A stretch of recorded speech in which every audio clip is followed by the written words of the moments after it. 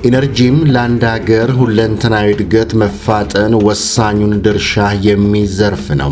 ለእድገት አስፈላጊ የመሆኑ ያህል የኢነርጂ ምንጭ ተብሎ የሚጠቀሱ አማራጮች አንዳንዱም ከተፈጥሮ በተቃራኒ በመሆን ለአየር ንብረት መዛባት ዋና ሰበብ ሆኖ የሰው ልጅ አኗኗር መልሶ አመሰቃቅሎታል። ዛሬም ዓለም ችግሩን አምኖ በአንድ ላይ የማስተካከያ እርምጃ ለመውሰድ ፈራ ተባ ያለ ባለበት ዘመን የችግሩ ምንጭ ሳይሆኑ ነገር ግን ገፈቱን የቀመሱ ያሉ ኢትዮጵያን የመሳሰሉ ሀገሮች በፖሊሲያቸው ሳይቀር የኢነርጂ ምንጭ ሊሆን ይገባዋል ብለው ከፍተኛ መዋዕለ ንዋያቸውን ያፈሰሱ ያሉት የአረንጓዴ የኢኮኖሚ ልማት መሰረት በሆኑ የታዳሽ ኃይሎች ላይ ነው።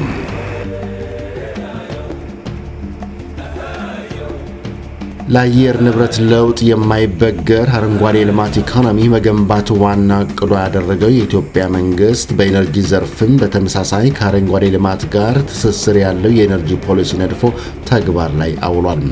የኢትዮጵያ የኢነርጂ ዘርፍ አብዛኛው ምንጩ በወንዞች ላይ በተካሄዱ የማመንጫ ግድቦች ከሚገኝ የኤሌክትሪክ ኃይል ነው። እስከ ቅርብ ጊዜያትም ይህን ግንባታ የማከናወን ኃይል የማመንጨት የማሰራጨትና በሽያጭ ለተገልጋዮች የማቅረብ ኃላፊነት በሕግ የተሰጠው ለኢትዮጵያ ኤሌክትሪክ ኃይል ነው።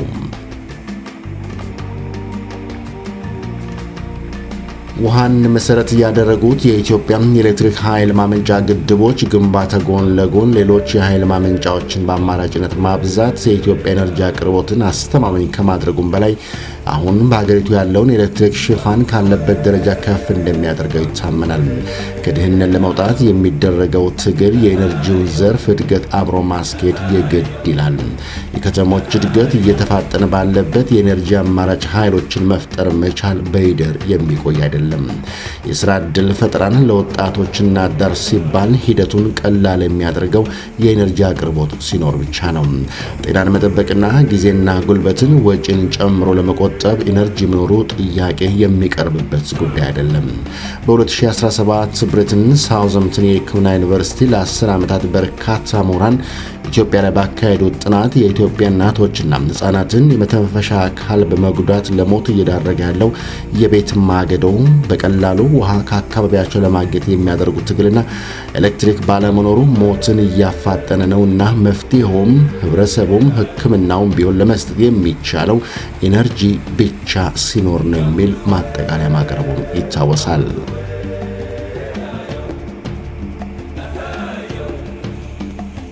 በአሁኑ ወቅት የኤነርጂን ተጨማሪ አማራጮችን ለመጠቀምና በተለይም ለመድረስ መልክዓ ምድራቸው እጅግ አስቸጋሪ የሆኑ የኢትዮጵያ ገጠር ቀበሌዎችን ማዕከል ለማድረግ ከአካባቢዎች የሚመነጩ የኤሌክትሪክ አማራጮችን በቴክኖሎጂው በመታገዝ ማቅረቡ አማራጭ የለውም።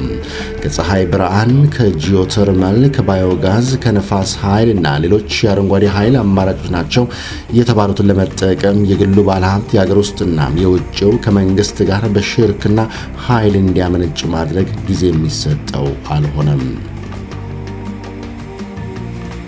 በቅርቡ ለንደን ላይ የብሪታንያ ዓለም አቀፍ የልማት ትብብር መስሪያ ቤት ከአዲስ አበባው የብሪታንያ ኤምባሲ ጋር በጋራ በመሆን ከኢትዮጵያ የውሃ የመስኖና የኤሌክትሪክ ሚኒስትር ዶክተር ኢንጂነር ስለሺ በቀለን እንዲሁም የኢትዮጵያ ኤሌክትሪክ ኃይል ዋና ስራ አስፈጻሚ ኢንጂነር አዜብ አስናቀናም ለንደን የሚገኘው የኢትዮጵያ ኤምባሲ የሥራ ኃላፊዎችና አመራሮች አምባሳደሩን ጨምሮ ከብሪታንያ በኢነርጂ ዘርፍ ከፍተኛ አቅም ዕውቀትና ቴክኖሎጂ ያላቸው ከተባሉ ባለሀብቶች ጋር ለ3 ቀናት የቆየ ውይይት አካሂዷል። ሚኒስትሩ ዶክተር ኢንጂነር ስለሺ በቀለና ኢንጂነር አዜብ አስናቀም በተመሳሳይ ከብሪታንያ የውጭ ጉዳይ ሚኒስቴር ቦሪስ ጆንሰንና ከዓለም አቀፍ የልማት ትብብር ሚኒስትሩ ጋር በተመሳሳይ በኢነርጂ ዘርፍ ኢንቨስትመንትና በአጠቃላይ ለኢትዮጵያ በዘርፉ ሊደረግ ስለሚገባው ድጋፍና እገዛ ሰፋ ያለ ውይይት አድርገዋል። አገራችን በአሁኑ ጊዜ በተለይ በናሽናል ኤሌክትሪፊኬሽን ፕሮግራም ሰፊ ስራ ለመስራት አዲስ ስትራቴጂ ይዘን እየተጓዝን ነው። ይሄም ስትራቴጂ በሚቀጥሉት 7-8 ዓመታት ወይም በሶስተኛው እድገትና ትራንስፎርሜሽን እቅድ ማብቂያ ላይ ያም ወቅት ማለት በ2017 መካከለኛ ገቢ በመንገባበት ጊዜ ህዝቡ በገጠርም በከተማም ያለው ኤሌክትሪክ ሲቲ አክሰስ እንዲኖረው ብርሃን ለሁሉ በሚለው ስትራቴጂያችን ለማሳካት ከምናደርገው ጥረት አኳያ ነው። እዚህ ሀገር ቴክኖሎጂዎች አሉ የተለያዩ ለዚህ ጉዳይ የሚውሉ በተለይ በገጠር ውስጥ ኦፍ ግሪድ ሶሉሽን ለምንለው ሊውሉ የሚችሉ እውቀቶች አሉ ቴክኖሎጂዎች አሉ ካምፓኒዎች አሉ ይሄን መስራት የሚችሉ እነኚህ ወደኛ ሀገር መጥተው እገዛ እንዲያደርጉ ኢንቨስት እንዲያደርጉ የመሳብ ስራዎችን ነው ስንሰራ የነበረው ከብሪታንያ በኤነርጂ ዘርፍ በተለያዩ አፍሪካ ሀገሮች ከፍተኛ ኤሌክትሪክ ኃይል በማመንጨት ኢንቨስትመንት ላይ ተሰማርተው ያሉና በኢትዮጵያም በተመሳሳይ ስምምነት የፈጸሙና አዳዲስ ባለሀብቶች በዘርፉ ለመሳተፍ አቅሙና የቴክኖሎጂው ዝግጅት ያላቸው ባለሀብቶች ጋር በጋራ ከተካሄደው ውይይት ጎን በኢትዮጵያም በአማራጭ ኃይል ኤሌክትሪክ ዘርፍ ላይ ለመሰማራት ከቀረቡ ባለሀብቶች መካከል ኒክ ራይሌም የዊንተር ኤነርጂ ግሩፕ ስራ አስፈጻሚን አነጋግረናል ኩባንያቸው የመግባቢያ ስምምነቱንም ከኢትዮጵያም የውሃ የመስኖና የኤሌክትሪክ ሚኒስትር ጋር በእለቱም ተፈራርመዋል So the plan at the moment, we're obviously interested in Ethiopia. It's one of the major economies in the world, and in particular in Africa right now, certainly one of the fastest growing.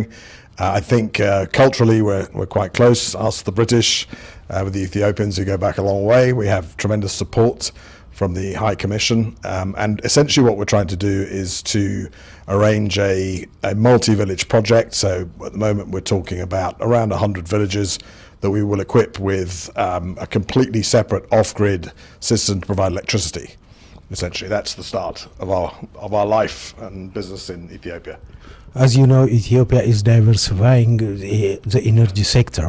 So are you concentrating renewable geothermal or solar? Which area are you focusing? So the project for Ethiopia, we always capitalize on the natural resource which is available. Typically these villages are pretty sort of far away from the national grid. So we look at really electrifying them locally, and that means a solar and battery generator, which we build. And really connected to what we call a mini grid, so a traditional grid with wooden posts and cables going to people's houses with meters, and that people sort of pay for electricity, let's call it in the normal way as you would if you're in Addis or in one of the other large cities.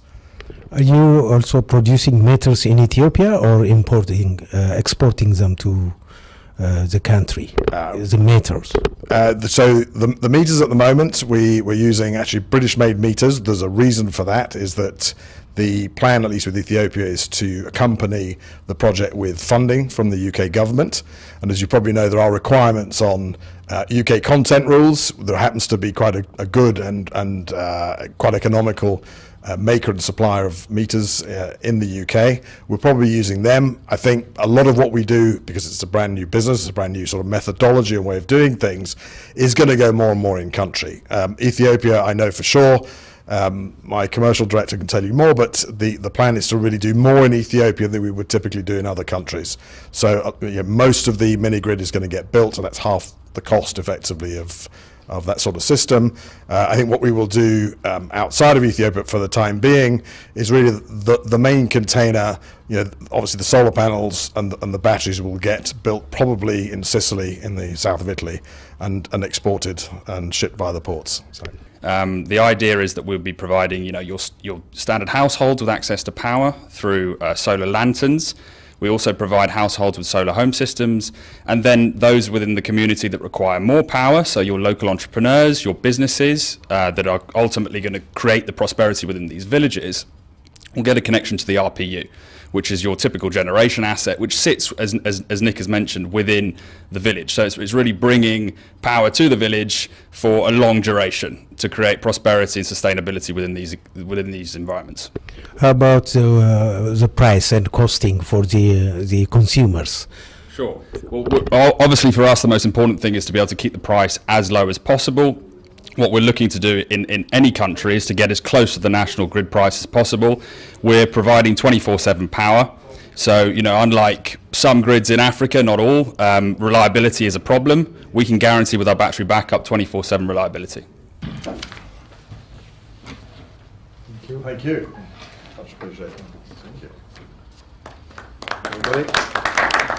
It's a signing of memorandum of understanding, a little bit different from agreement. Basically, it entails to look for opportunity from Great Britain in terms of off-grid solutions So the winch company is intending to build a 30 kilowatt off-grid solution for rural area.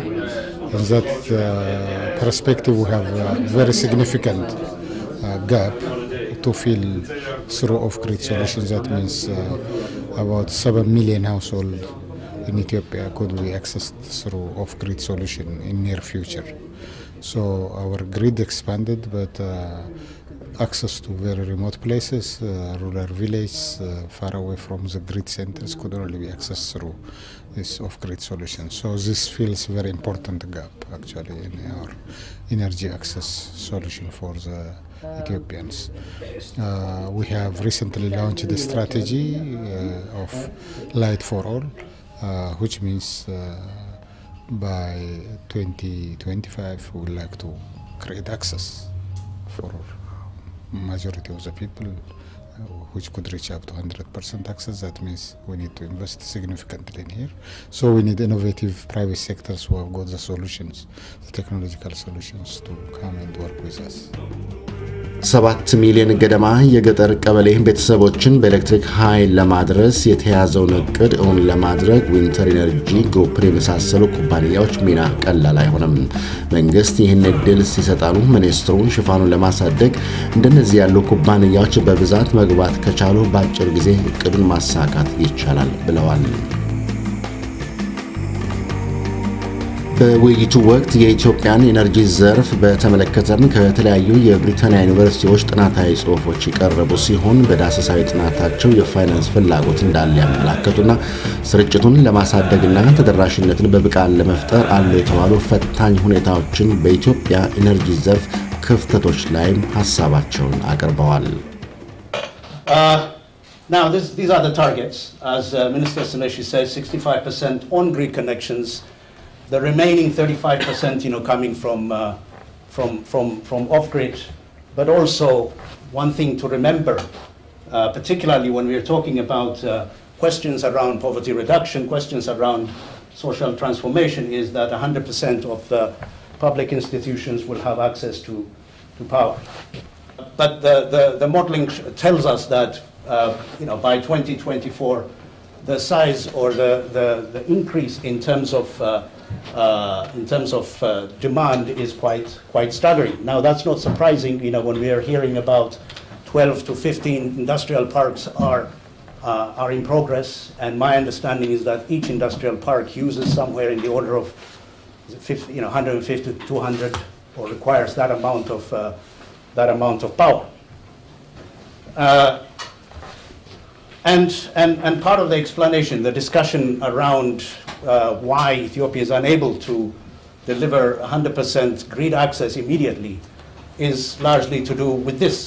Again, this is something taken from the NEP document, but it shows that transmission lines are actually being built. They are reaching as far as they can, but still you do have population centers that are far too far away from the grid itself. በውይይቱ ላይ የተገኘው የኢትዮጵያ መንግስት ልዑክ በበኩሉ በኢትዮጵያም በኩል ያለውን የኤነርጂ ኢንቨስትመንት ፍላጎት፣ አማራጮች፣ እድሎች፣ የገበያውን ስፋትና እድል እንዲሁም አዲስ በመገንባትም ሆነ ከዚህ ቀደም አገልግሎት ላይ የነበሩ የኤሌክትሪክ ኃይል ማመንጫዎችን በማደስ ኤሌክትሪክ ማመንጨትና ለመንግስት መሸጥ እንደሚቻል በገቢና የውጭ ምንዛሬን በማግኘት ረገድም አስተማማኝ ማሻሻያዎች መደረጋቸውን ገልጸዋል። My role is to encourage UK investment into Ethiopia and trade with Ethiopia, and I see that very much as a two-way process. My background is in coffee and agriculture. Ethiopia has an awful lot to offer, already does offer a tremendous amount, both in coffee and agriculture and other sectors to the UK and other countries, and I want to encourage that. Trade is very much a two-way business, but I'm also very pleased that the UK government has made inward investment a priority. In the past, we've always seen the UK has tended to be a believer in bringing investment into the UK, but this government, and particularly under Liam Fox, has said no, we need to do inward investment into our trading partners, because that's just as important, both the United Kingdom balance of payments, but even more importantly for our relationships around the world, to show that we are interested in working with governments, in this case particularly Ethiopia. We saw the first public-private partnership energy development, which is Korobeti and Tulumuye. I think some of the companies here are in the background actually in financing this program. It's very significant, the biggest geothermal project, I think 1,000 megawatt combined together. We will proceed also with other sectors like in the solar energy development, wind, as well as hydro as well. So as mentioned, Ethiopia is endowed with a lot of renewable energy potential. So we are trying to develop that potential because the demand is really very, very big. As you may notice, investment is coming up in the country. And there are many other new demands like transport sector. You have seen the railway that is now operational. Addis Djibouti is already connected, and we have in the capital city railway transport system. So all these kind of new investments are requiring a lot of electricity. So we are trying to provide this electricity, but as you know, we cannot do it by our own. So we are really keen to engage the private sector to partner with us and work together. So we hope to discuss openly during this workshop on these issues.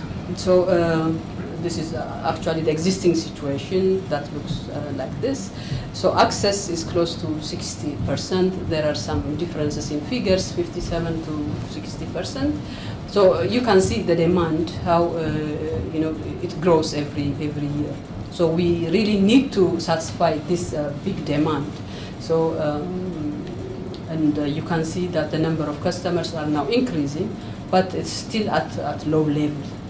This is where the national electrification program is really important to increase this number, to enhance this number, where we can increase the connectivity level in the country. So these are the existing substations. You can see most of, generation plants. Most of these are from hydro. We have about 21 generation plants, of which only 3 are from wind, and the rest are from hydro. Geothermal is still coming up. We have projects that are under construction now. So when we see the demand side, there are new demands now, like the transport, which I mentioned before. There is also a big housing program of the government in the big cities of the country. So all those require electrification. The Universal Electric Access Program is also one component of the demand that should be satisfied. And export is also another component. Currently we are connected to Djibouti and Sudan. And Djibouti and Sudan, they are now requiring additional power from Ethiopia, and we're about to start additional transmission line. Kenya, we are already constructing the transmission line, 500 kV transmission line, direct current transmission line under the finance of World Bank and African Development Bank and French Development Bank. So these are, and agro-industry is also another big consumer of electricity, where agro-processing is now, we have about 4 industrial parks for agro-processing only, and about 8 industry parks that require a lot of electricity. So all these demands have to be satisfied through the Ethiopian Electric Power and the Ethiopian Electric Utility. So here we can see how the demand grows. It's a very exponential growth. You can see that. So the sector has to work really hard to satisfy all these ever-increasing demands. በጥናት አቅራቢዎችና በውይይት ተሳታፊዎች የቀረቡ ልምድን የቀመሩ ሐሳቦች የኤነርጂ ኢንቨስትመንት ለማፋጠንና አስተማማኝ ለማድረግ ዕውቀት ላይ የተመሰረተ መድረክ በመሆኑ ቀላል ግምት የሚሰጠው አይደለም። ኢንቨስትመንት በዕውቀትና በቴክኖሎጂ ላይ ሲታከዝ አዋጭነቱ ለሁሉም ነውና ባለሀብቶችና ተሳታፊዎች በበኩላቸው በሰጡት አስተያየትም This is a very big week for us in the project because our CEO and our CFO are currently in Addis having a kick-off meeting for the PPA, so that's very exciting for us. Once we get that signed, we're looking to move to the drilling stage as quickly as possible, and we look forward to working with all our Ethiopian partners to develop the geothermal sector, which we should say, just looking at a world context for a minute, Ethiopia's got one of the best geothermal resources in the whole world, so it's a very interesting and exciting sector to be in. My name is Vincent Klaus. I work for GE. I've been working in Ethiopia for about 20 years and very proud of supplying of the hydro unit for the Grand Ethiopian Renaissance project. Apparently, two will be coming online very soon. We also provide 120 megawatt for Ashigoda project, the wind farm.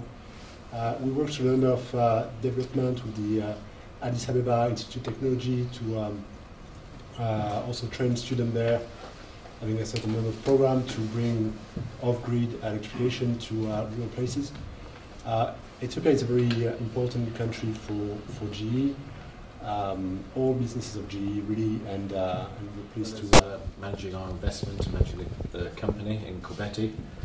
Also leading a community water project where we're aiming to fund a 3 million capital investment in water for the potentially 20,000 people in the surrounding area as a side project or additional bolt-on project to the geothermal project.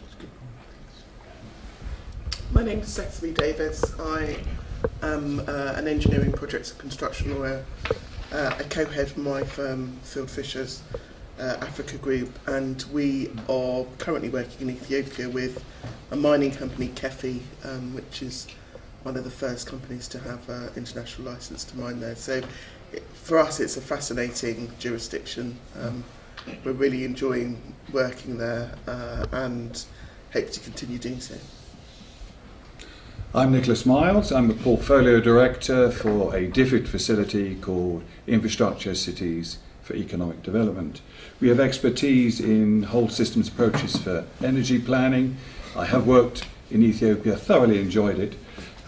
We are able to work with governments and the private sector on energy planning, and I hope to do so in the future. My name is Conrad Purcell. I'm a partner here in London at a global law firm called Evershed Sutherland. We're very interested in East Africa.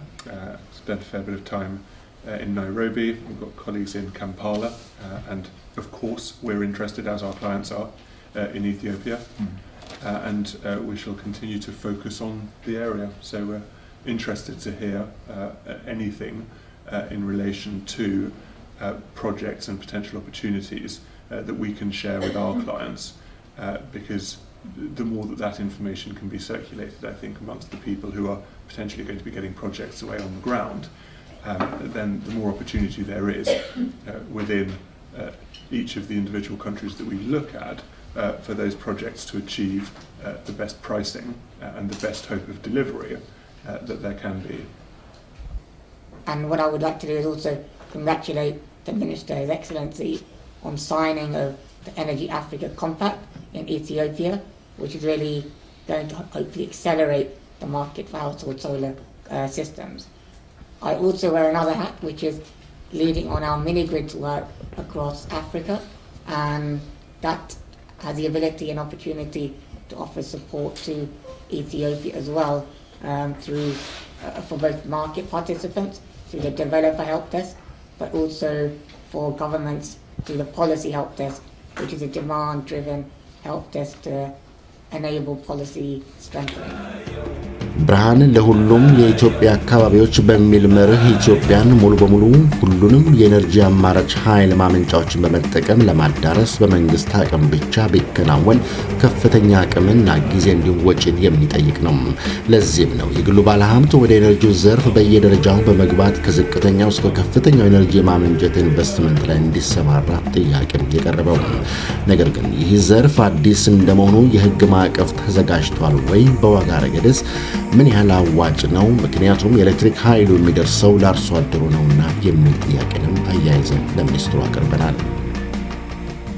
ህግ ማዕቀፉ ተዘጋጅቷል። የፐብሊክ ፕራይቬት ፓርትነርሺፕ ወይም መንግስትና ግል ሽርክና ተብሎ የተዘጋጀ ህግ ማዕቀፍ በሚኒስትሮች ምክር ቤት ጸድቆ ፓርላማ የገባ ነው እና በቅርብ ጊዜም ያው ፋይናላይዝ እንደሚሆን ይጠበቃል እና ይሄ ህግ ዝግጁነቱ አለ። የተለያዩ ሀገር አሰራር ሞዴሎች ታይተው የተዘጋጀና ሊያሰራ የሚችል ማዕቀፍ ነው እና በህጉ በኩል በቂ ዝግጅት አለ። ነገር ግን ህጉን ደግሞ መተርጎም የሚችል ኢንስቲትዩሽናል ሴትአፕ መመስረት አለበት። ለዛም የተቀመጠ የመዋቅር ሁኔታ አለ። በተለይ በገንዘብና ኢኮኖሚ ልማት ሚኒስቴር ስር ሆኖ ይሄንን የሚመራ ይኖራል፣ ዩኒት ይኖራል። በፕሮጀክቶችን ደግሞ ኢምፕሊሜንት የሚያደርጉ በሚኒስትሪውም በኢትዮጵያ ኤሌክትሪክ ኃይል ስርም ደግሞ እንደዚሁ ዩኒቶች ይኖራሉ። እነኚህን ፕሮጀክት ዶክመንቶች ለማዘጋጀት ለግሉ ሴክተር መሄድ የሚችሉት እንዲዘጋጁና ስራ ላይ እንዲውሉ ለማድረግ ማለት ነው። ስለዚህ የተቀመጡ ሬጉላቶሪ ስራዎች መንገዶች አሉ። ህጉም ማዕቀፉ በአግባቡ የተቀመጠበት ሁኔታ ነው ያለው። የግሉ ሴክተር በአሁኑ ደረጃ በአብዛኛው አመንጭቶ የመነጨውን ኃይል የኤሌክትሪክ ኔትወርክ ቋት ውስጥ የማስገባት ድረስ ነው አሁን ያለው የግሉ ሴክተር የሚሳተፍበት። ነገር ግን በአጠቃላይ ግንባታው እና የመሳሰሉት ሲታይ የግሉ ሴክተር የሚኖረው አስተዋጽኦ እጅግ በጣም ሰፊ ነው። እስካሁንም ያለው በመንግስት ኢንቨስትመንት ቢሆንም ስራውን የሚሰራው የግል ተቋራጭ ነው፣ የኢንተርናሽናል የሚሆን የሀገር ውስጥ። ስለዚህ የግል ሴክተር ተሳትፎ በጣም ሰፊ ነው ተብሎ መውሰድ ይቻላል። አሁን አዲስ የመጣው ነገር ምንድነው? ፋይናንሱንም ይዞ መጥቶ የራሱን የኢነርጂ ማመንጫ ስቴሽን በራሱ ኦፕሬት እና ማኔጅ እያደረገ ለኢትዮጵያ ኤሌክትሪክ ኃይል ቋት እየሸጠ የሚቀጥልበት ሁኔታ ነው ማለት ነው። ለ25 አመት ኮንትራት ይገባና ኢንቨስት ያደረገውን እና የፕሮፊት ማርጂኑን እዛ ውስጥ ኢንቴግሬት አድርጎ በቂ የሆነ ድርድር ተደርጎበት በዛ መልክ ነው ወደ ስራ የምናስገባው። የዚህ የአፎርዳቢሊቲ ጉዳይ ሲመጣ በተለያየ መንገድ ነው መታየት ያለበት። ይሄ ቅድም ወይዘሮ አዜብ በሰፊው ያብራራቸው አሁን ኃይሉ ይመነጫል። ዋና ትራንስሚሽን ላይንስ አሉ። እነኛ ወደ ተለያዩ የሀገሪቱ አቅጣጫዎች ኤሌክትሪክ ኃይል ይዘው ይሄዳሉ። ይሰበሰብና እንደገና ይሰራጫል ማለት ነው። ይሄ ሊደርስ የሚችለው በሀገራችን ሁኔታ በአሁኑ ጊዜ ወደ 65% ያህል በዚህ ሊስተናገድ ይችላል፣ በግሪድ ኔትወርኩ ማለት ነው። ቀሪው 35% ደግሞ ከግሪድ ውጪ ባሉ በኦፍ ግሪድ ሶሉሽን ከአንድ ሲንግል የሆነ ቤት ጀምሮ ቪሌጆች ወደ ከተሞች እያለ ሊሄድ የሚችል የኦፍ ግሪድ ሶሉሽን ወደ 35%ን ይይዝልናል የሚል እምነት አለን። እንደተነሳው እንደ ጥያቄው ይሄ አፎርደብል ነው ወይ ነው። እስካሁን ድረስ ያለው የሀገራችን ታሪፍ በጣም ዝቅተኛ ነው። ትንሽ ወደ ነበረበት ማስተካከል ይፈልጋል። ምክንያቱም ኢንቨስትመንት ሲመጣ የኤሌክትሪክ ፍላጎት ሲያድግ ኢንዱስትሪዎች በሰፊው የሚጠቀሙ ሲሆኑ የኤሌክትሪኩን ዋጋ ትክክለኛ ዋጋውን መክፈል አለባቸው እና እዛ ጋር ሊሰሩ የሚገባቸው ስራዎች አሉ፣ እየሰራን ያለ ነው።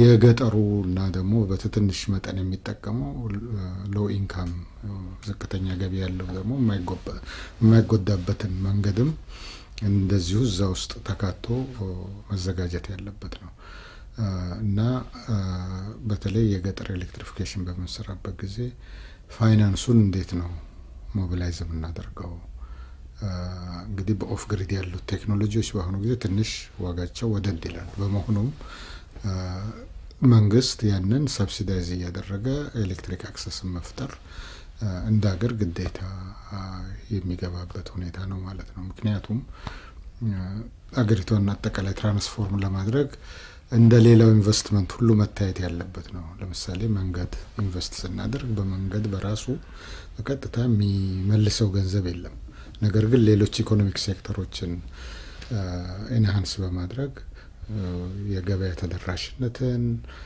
የተመረተው ምርት ከገጠር ተሰብስቦ ወደ የሚሸጥበት የሚሄድበትን ኤክስፖርት የሚሳለጥበትን ነው ፋሲሊቴት የሚያደርገው በተመሳሳይ መንገድ ኤሌክትሪክ በገጠር ውስጥ ያለው በሚያገኝበት ጊዜ በርካታ ነገሮች አገር የሚያሳድጉ በገጠር ውስጥ ያለው ህዝብ ተጠቃሚ ሆኖ ደግሞ ራሱ ለተለያዩ ነገሮች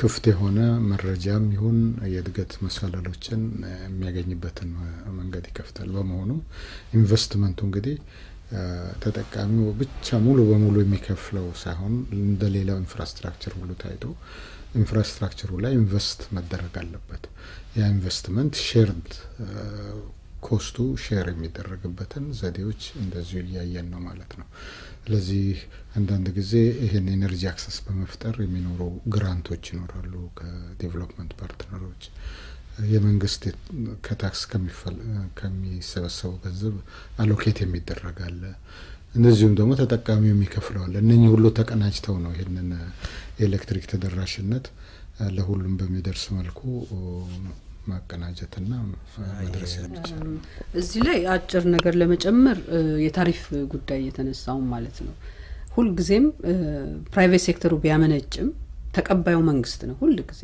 ቀጥታ ወደ ከስተመሩ የሚሄድበት ሁኔታ የለም ፕራይቬት ሴክተሩ ማለት ነው ካመነጨ በኋላና ይሄ የታሪፍ ኢሹ ነው እንግዲህ ዋናው የሚነሳውና ከስተመሩን ወይም ተጠቃሚውን የሚያገኝበት ሁኔታ የለም ሁሉ ጊዜም ኃይሉን የሚገዛው መንግስት ነው የሚሆነው ማለት ነው ያው ትልልቅ እንትኖችን ያስገባን ያለው ፕራይቬት ሴክተሮችን እና እሱ ኮንትሮልድ ነው የሚሆነው ማለት ነው የታሪፍ ጉዳይ አንድ እሱ ሌላው ደግሞ ቅድም ተነስቶ የነበረው የሎካል አቅም ግንባታን በተመለከተ አሁን በየጨረታ ሰነዶቻችን ማስቀመጥ የጀመርነው ምን አለ ሚኒመም 30% የሎካል ኮምፖነንት ሊኖረው ይገባል ያልን የምናረጋው ከማኒፋክቸሪንግ ሊሆን ይችላል ለምሳሌ የዊንድ ማስት በምናረግበት ጊዜ ተርባይኖችን ተክል ታወሮቹ አገር ውስጥ መመረት የሚችሉበት ሁኔታ ከአገር ውስጥ ካሉ ኢንዱስትሪዎች ጋር አብሮ ተሳስሮ የሚመጣበት ሁኔታ አለ ሮ ማቴሪያሉ ሊመጣ ይችላል ግን ሮል የማረግ የማረጉን ነገር በሀገር ውስጥ የማሰራት ሁኔታዎች አሉ በሰብ ኮንትራክቲንግ ሊሆን ይችላል በጆይንት ቬንቸር ሊሆን ይችላል ከሀገር ውስጥ ጋር አብረው ተጣምረው እንዲመጡ እናደርግባቸው ሁኔታዎች አሉ ለማለት ኢትዮጵያም ከተለያዩ ምንጮች ከ45000 ሜጋዋት በላይ ኤሌክትሪክ ኃይል ለማመንጨት የሚያስችል አቅም እንዳላት ይነገራል። እስካሁን 4300 ሜጋዋት ገደማ የኤሌክትሪክ ኃይል ግንባታም ተካሂዷል። 9000 ሜጋዋት ኃይልም በግንባታ ላይ እንዳለ ሚኒስትሩ ገልጸውልናል። በቅርቡ ስምምነት ላይ የመጡት የጂኦተርማል ስምምነቶች በኮርቢትና በቱሉም ሳባያም ተጨማሪ መሰረት ሊሆኑ እንደሚችሉ ተመልክቷል። ከጂኦተርማል ከባዮ ሪሶርስስ የሚመጣ የኤነርጂ ሁኔታ ነው። እዛ ላይ በመመርኮዝ ይህንን የኃይል ፖቴንሻል የማልማት ነው። እንግዲህ በሁለተኛው እድገትና ትራንስፎርሜሽን እቅድ 17200 ሜጋዋት ለመድረስ እየተሰራ ነው። ወደ 14000 ሜጋዋት ያህሉ መስመር የያዘ ሲሆን ቀሪ 3000 ሜጋዋት ኃይል አለ። ያንንም ደግሞ በዚህ በሁለተኛው እድገትና ትራንስፎርሜሽን የእቅድ ዘመን ውስጥ ለማስጀመር በርካታ ዝግጅቶች እየተሰሩ ነው። ስለዚህ ፖሊሲው ታዳሽ ኤነርጂ ኃይል መሰረት ያደረገ ያንን የሚያመለክት ስትራቴጂ በአግባቡ የተነደፈለት እና ይህንንም የምንደርስበትን በእያንዳንዱ የእድገትና ትራንስፎርሜሽን እቅድ ዘመን የምንደርስበትን በደንቡ የለየና የሚያሳይ ነው። ይሄ እንግዲህ በማመንጨቱ በኩል ነው። እንደዚሁም በስርጭቱም ላስት ማይል ወይም ደግሞ ተጠቃሚዎች ጋር መድረሱም ደግሞ እንደዚሁ አዲስ ስትራቴጂ ባለፈው ህዳር ወር ውስጥ በክቡር ጠቅላይ ሚኒስትሩ ለህዝብ ይፋ የተደረገ ብርሃን ለሁሉ የሚል ፕሮግራም አዘጋጅተን አሁን ከደረስንበት የ30% ኤሌክትሪክ የማድረስ ወደ ሙሉ 100% የሚሄድ ሌላው ስትራቴጂ ነው፣ ወሳኝ ስትራቴጂ እና ይሄን በምንሰራበት ጊዜ በግሪድ መስመር ወይንም ደግሞ ከማዕከል የሚሰራጭ ኤሌክትሪሲቲ ሊደርስባቸው የሚችሉ ቦታዎች አሉ። ነገር ግን አንዳንድ ቦታዎች በተለይ በርቀትና በገጠር ውስጥ ያሉት ደግሞ ኦፍ ግሪድ ወይንም ደግሞ እዛው ሊመረት ከሚችል የኤሌክትሪክ ምንጭ እየመነጨ እዛው የሚደርስበት ሁኔታ ከእያንዳንዱ ቤት ጀምሮ በትንሽ ቀበሌና መንደሮች በጋራ በስሞል ግሪድ ወይም ማይክሮ ግሪድ በመንለው ኤሌክትሪክ ሊያገኙ የሚችሉበት ቴክኖሎጂዎች አሉና ይህን ይመስላል። በአጠቃላይ የማመንጨቱ ህዝብ ጋር የማድረሱ አልፎም ደግሞ የዛን አጠቃቀም ኢፊሽንት የሆነበት የማይቆራረጥና ዘለቄታ ያለው የማድረግ ስራዎች አሉ። የኢትዮጵያ ኤሌክትሪክ ማመንጫ ግንባታዎች ከግድቦች ባሻገር በጂኦተርማል፣ በፀሐይ፣ በነፋስ፣ በባዮጋዝና በመሳሰሉት ዘርፎች አማራጭ ፖሊሲን መያዙ ለእድገቱና ለሽፋን መፈጠር ወሳኝ እንደሆነም ተመልክተዋል። የኢትዮጵያ ኤሌክትሪክ ኃይል ዋና ስራ አስፈጻሚ ኢንጂነር አዜብ አስናቀም እንግዲህ ኢትዮጵያ ኤነርጂ ያለበት ሁኔታ ያው ፖሊሲው ላይ ተመርኩዞ የሚሰሩ ስራዎች ናቸው ያሉት። ከፖሊሲው ባሻገር ደግሞ ያው መሪ እቅድ አለን። የ25 አመት ማስተር ፕላን አለው ሴክተሩና በዛ አግባብ ነው ስራዎችን የምንሰራውና በዛ መነሻነት እንግዲህ አሁን ላይ የማመንጨት ስራዎች በብዛት እየሰራን ያለነው። እንግዲህ ቀደም ሲል እንደነበረው በውሃ ላይ የተመሰረተ ነበር በአብዛኛው የማመንጨት ስራችን። አሁን ግን ከውሃ ባሻገር እንደ ንፋስ እና ጂኦተርማል ቅድም ሲገለጽ እንደነበረውና ከፀሐይ ብርሃንም እንደዚሁ እና ከባዮማስ የማመንጨት ስራዎችን እየሰራን ያለነው። በዚህ መሰረት እንግዲህ ያው ትላልቅ ግድቦች አሉን። የህዳሴ የሚታወቅ ነው። ከዛ ባሻገር ደግሞ የኮይሻ ፕሮጀክት የምንለው አለ 2160 ሜጋዋት አቅም ያለው የሱ ግንባታ ኦሬዲ የተጀመረ ነው። ሌሎች እንደገና ሌዳዋ የመሳሰሉ እና ሌሎች ደግሞ በሂደት ላይ ያሉ የሃይድሮ ግንባታ ስራዎች በብዛት ነው ያሉን። ከዛ ባሻገር እንግዲህ ንፋስ ስንመለከት ወደ አይሻ ላይ ወደ 120 ሜጋዋት አቅም ያለው የጀነሬሽን ፕላንት ግንባታ ኦሬዲ እየሰራን ነው ያለነው። ጂኦተርማል በተመሳሳይ ከኮርቤቲ ባሻገር የአሉቶ ጂኦተርማልንም እንደዚሁ እያለማን ነው የምንገኘው።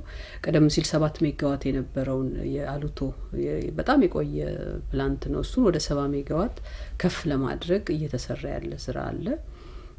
ሌላ የፀሐይ ደግሞ እንግዲህ በተለይም የግል ሴክተሩን በማስገባት ከፀሐይ ደግሞ ኃይል የማመንጨት ስራዎችን እየጀመርን ያለነው። መተሃራ ላይ የ100 ሜጋዋት አቅም ያለው ጣቢያ ለመገንባት አሁን ድርድሮችን እየጨረስን ነው ያለነው። በተመሳሳይ መልክ ብዙ ሪጅኖች ውስጥ የሚሰሩ የማመንጫ ስራዎች አሉ። ከዛ ባሻገር የሚታወቀው በአዲስ አበባ ከተማ የሚሰራው ከደረቅ ቆሻሻ ኃይል የማመንጫ ጣቢያ ነው። እሱ እንግዲህ በአፍሪካ የመጀመሪያው ነው እንግዲህ እንደ ሞዴል የሚታይ ነው። ይሄ እንግዲህ መልቲ ፐርፐዝ ያለው ነው። የአዲስ አበባ ቆሻሻን ማኔጅ ከማድረግ አኳያ ቆሻሻው ተሰብስቦ ነው በተለይ ከቤት የሚወጣ ቆሻሻ ተሰብስቦ ተቃጥሎ ነው ኃይል የሚያመነጨውና ይሄም አንድ የማመንጫ መንገድ ስለሆነ እነኚህ ናቸው በማመንጨቱ ረገድ እንግዲህ አሁን እጃችን ላይ ያሉት ስራዎች ማለት ነው። ኃይልን በማመንጨት ረገድ እስካሁን ኃላፊነትን ወስዶ እየሰራ ያለው የኢትዮጵያ ኤሌክትሪክ ኃይል በግንባታ ዘርፍ ክንውኖቹ በዚህ ደረጃ ላይ ቢሆንም በኤሌክትሪክ ስርጭት ረገድ ደግሞ ምን ያህሉ የኢትዮጵያ ግዛት ኤሌክትሪክ ሽፋን አግኝቷል ተሸፍኗል ማለታችን አልቀረም። ምን ያህሉስ አልተሸፈነም? ከዚህ አልፎም ኢትዮጵያ ለጎረቤት ሀገሮች ኤሌክትሪክ እያቀረበች ነውና እንግዲህ ስርጭት በሁለት መልክ ልናየው እንችላለን። የመጀመሪያው አገር ውስጥ ኮንሱም የሚደረገው ወይም ጥቅም ላይ የሚውለው ኃይል ነው። እሱ እንግዲህ በርካታ የማስተላለፊያ መስመሮች ከዛ ባሻገር የማከፋፈያ ጣቢያዎችና ደግሞ የማሰራጫ መስመሮች አነስተኛ መስመሮችን ሁሉ የያዘ ነው ይሄ ስራና በዚህ ረገድ ከ20 በላይ የሚሆኑ ፕሮጀክቶች አሁን እየተሰሩ ያሉ አሉ በእኛ በኢትዮጵያ ኤሌክትሪክ ኃይል በኩል ማለት ነው። በአገልግሎቱ በኩልም በተመሳሳይ መልክ አሁን 8 ከተሞች 6 ከተሞች የምንላቸው በአለም ባንክ እንትን የሚሰሩ አሉ ከማሰራጫ መስመሮች ጋር የተያያዙ ማለት ነው። እነኚህ እንግዲህ አዲስ መስመሮችን የመስራት ብቻ ሳይሆን ነባሮቹን የማሻሻል ሁኔታዎችም ናቸው የሪሃቢሊቴሽን ስራዎችም ማለት ነው። ሁሉ ጊዜ አዲስ ላይ ብቻ ሳይሆን ትኩረታችን አሁን አዲስ አበባ ከተማ ውስጥ እንደምታውቁት ብዙ የኃይል መቆራረጥ አለ አዲስ አበባን በአጠቃላይ ኢትዮጵያ ውስጥ ማለት ነው። ያንን ከማስቀረት አኳያ እንግዲህ ነባሩን መስመር በአዲስ የመተካት አቅሙን የመጨመር አይነት ስራዎች በየማከፋፈያ ጣቢያዎች ውስጥም እንደዚሁ አቅማቸውን የማሻሻል ስራዎች ሁሉ ነው አብረን የምንሰራው ማለት ነው። እንግዲህ ይሄ አገር ውስጥ ያለው ነው። ወደ ውጭ ደግሞ በተመሳሳይ ሁኔታ ኃይል እንሸጣለን። ኃይልሽን ስንሸጥ እንግዲህ ያው መስመር ያስፈልጋል። አሁን ለምሳሌ የኢትዮኬንያ የምንለው ባለ 500 ኪሎ ቮልት መስመር ግንባታ እየተካሄደ ነው ያለው። ኮንቨርተር ስቴሽኖች ወይም ማከፋፈያ ጣቢያዎች ማለት ያም ይሄም ጥሩ ፕሮግረስ ያደረገ ነው። በተለይ መስመሩ እየተጠናቀቀ ያለበት ሁኔታ ነው ያለው። የማከፋፈያ ጣቢያውም ግንባታ እንደዚሁ እየሄደ ያለ ነው። ይሄ በአለም ባንክና በአፍሪካ ልማት ባንክ እንደዚሁም በፈረንሳይ ልማት ባንክ ገዛ እየተሰሩ ያሉ ፕሮጀክቶች ናቸው እነኚህ ማለት ነው።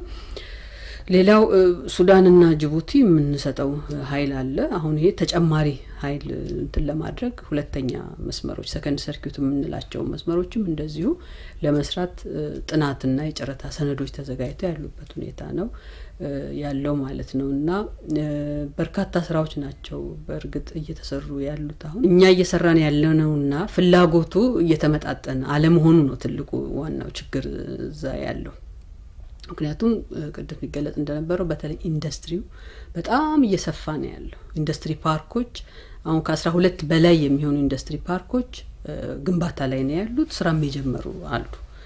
ለነኚህ እንግዲህ በአንድ ጊዜ ኃይል ማቅረብ ማለት ትልቅ ሪሶርስ የሚጠይቅም ነው ትልቅ አቅም የሚጠይቅ ነውና በርካታ ፍላጎት አለ። ባቡር እንደምታውቁት በመብራት ነው የሚሄደው ምክንያቱም ፖሊሲው የሚያስቀምጠው አቅጣጫ ግሪን ኤነርጂ መጠቀም እንትን ስለሆነ ማለት ነው። እንደድሮ በዲዝል የምንጠቀምበት ሁኔታ የለም ወይም በከሰል እና ይሄ እንትኑን በጣም ትልቅ ያደርገዋል የኤነርጂ ፍላጎቱን ማለት ነው። የሃውሲንግ ፕሮግራም እንደምታውቁት ነው በአዲስ አበባ ከተማ ብቻ ሳይሆን በሌሎችም ትልልቅ ከተማዎች በርካታ ቤቶች ናቸው እየተሰሩ ያሉት። ትልቅ ኮሚኒቲ እየፈጠርን ነው ማለት ነውና ያ ሁሉ ኤሌክትሪክ ይፈልጋል። አግሮ ፕሮሰሲንግ እንደዚሁ ኤሌክትሪክ ይፈልጋልና ኢንቨስትመንቱ ኢንዲቪጁዋል እንትኖች የሚመጡት ራሱ የሚጠይቁት ያንድ ለምሳሌ ተከዜን 300 ሜጋዋት በአንድ ጊዜ የሚፈልግ ኢንዱስትሪ ያለበት ሁኔታ ነው ያለውና ይሄንን ነው እንግዲህ ባጭሩ የሚመስለው የማመንጨትና የስርጭት ሁኔታው ማለት ነው። እንግዲህ እንዳው እንደሚታወቀው ከዚህ ከስርጭቱ አንፃር ከጄኔሬሽኑ አንፃር እንዳለ ሆኖ ትንሽ የግንዛቤ ጉዳይ ለምሳሌ ፓወር እንሸጣለን ሲባል በአገራችን ውስጥ ትርፍ ኑሮ ነው የሚሸጠው ወይንስ ሞር ተጨማሪ ገንዘብ አግንቶ ለሌላ ዲቨሎፕመንት ነው የሚለው አገራችን ላይ ብዙ ግንዛቤ ያለ አልመሰለኝም ነው ሄጄ እንዳየውትና በዚህ ረገድ ምንድነው እየተሰራ ያለው ህብረተሰቡን ግንዛቤ ለማስጨበጥ ከጎረቤት ሀገሮች ጋር ኢንቲግሬት የማድረጉ እንዳለ ሆኖ ይሄን ከሚገኘው ተሽጦ የሚገኘው ገንዘብ ለሌላው ለዲስትሪቢዩሽን እንደሚሆን ብዙ የግንዛቤ ስራ ሰርተናል ብላችሁ ታምናላችሁ? በርግጥ ይሄ እንግዲህ በሁለት መልክ ነው መታየት ያለበት። አንደኛ ግንዛቤው አንድ ነገር ሆኖ ማለት ነው። ኃይል ግን ወደ ውጭ ይሸጣል ማለት ትርጉሙ እዚህ ያለውን እየዘጋ አይደለም ወደ ውጭ ኃይል የሚሸጠው። ቴክኒካል እንትኑ ምንድነው? አሁን ለምሳሌ የጊቤ 3ን ብንወስድ እንደምሳሌ ግድቡ ተሰርቷል 1870 ሜጋዋት ለማመንጨት አቅም ይዞ ነው የተሰራው።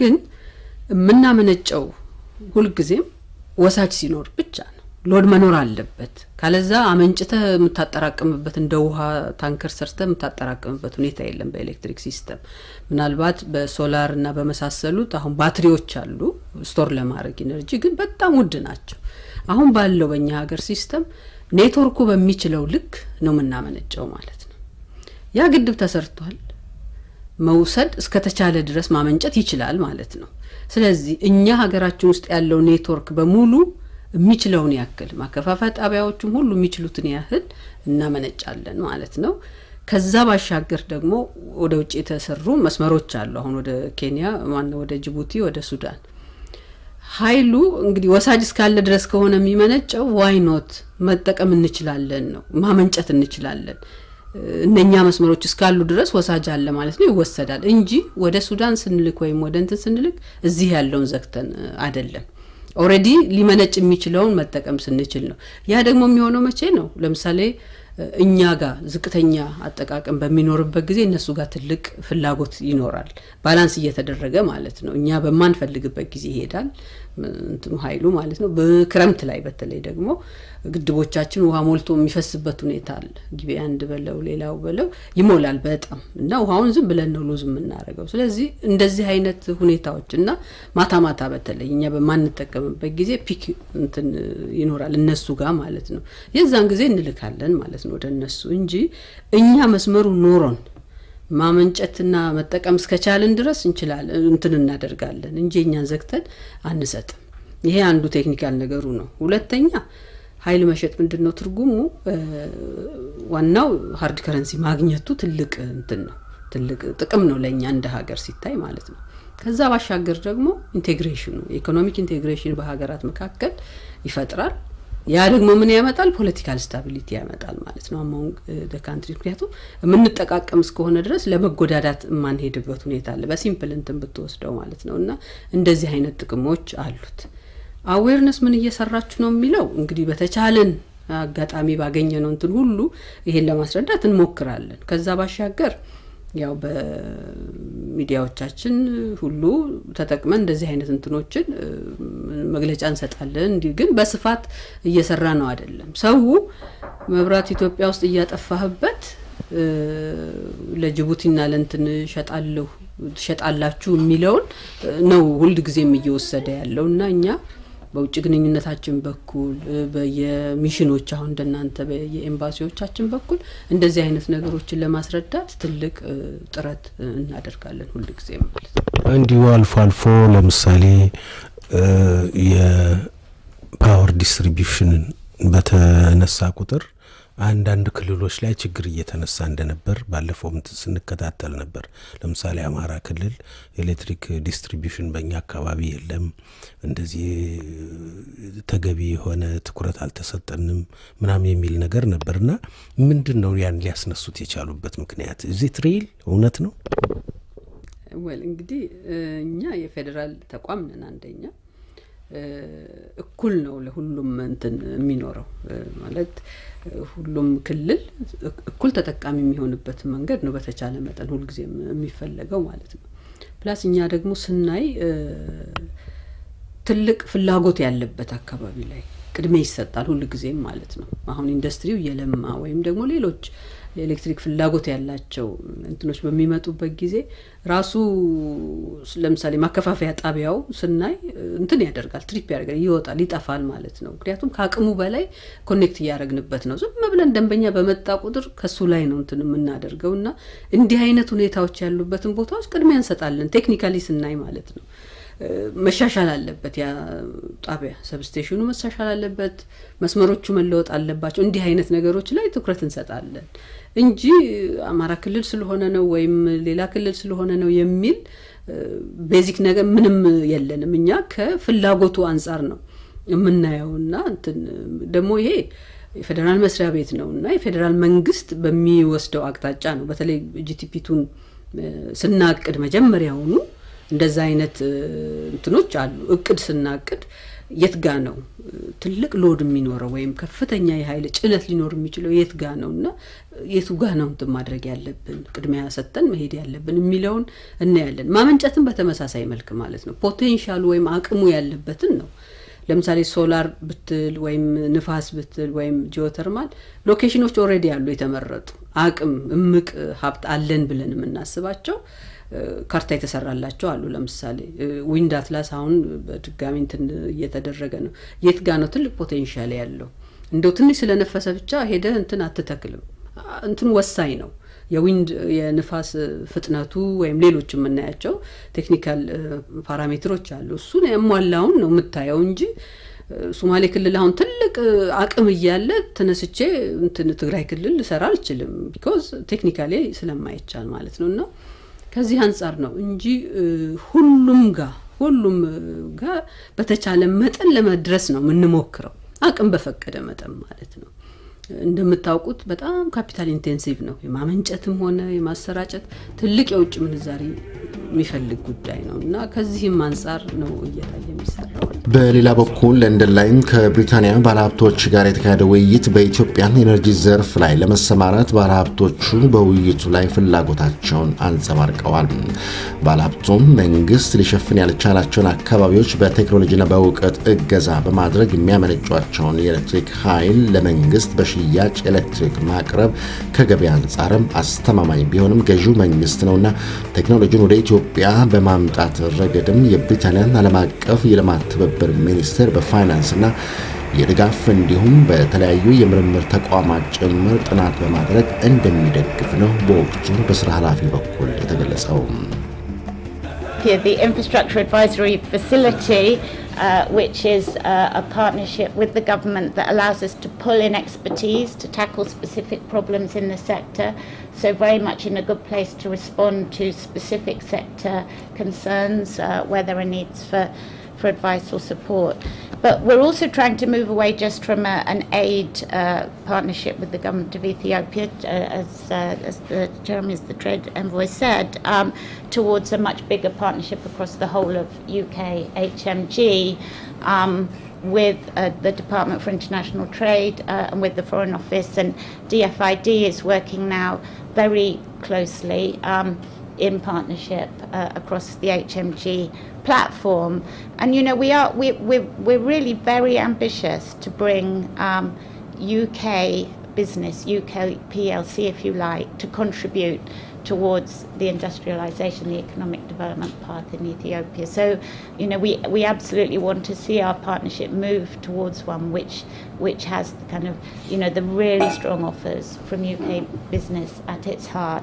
And also, you know, as a buyer, and I think again, as the trade envoy said, you know, we really want to be in a position in which Ethiopia can also trade, you know, actively and dynamically with the UK.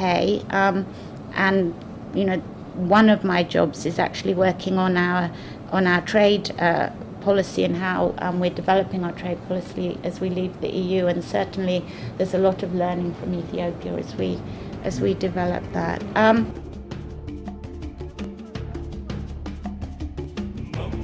ዝግጅቱን በዚሁ አበቃን ቃለ ምልልሱን ለሰጡን ለኢትዮጵያ የውሃ የመስኖና የኤሌክትሪክ ሚኒስትር ለዶክተር ኢንጂነር ስለሺ በቀለና ለኢትዮጵያ ኤሌክትሪክ ኃይል ዋና ስራ አስፈጻሚ ለኢንጂነር አዜብ አስናቀ ከልብ ምስጋናችንን እናቀርባለን በዚሁ ነው የምንሰናበታችሁ ስለተከታተላችሁንም እናመሰግናለን መልካም ጊዜ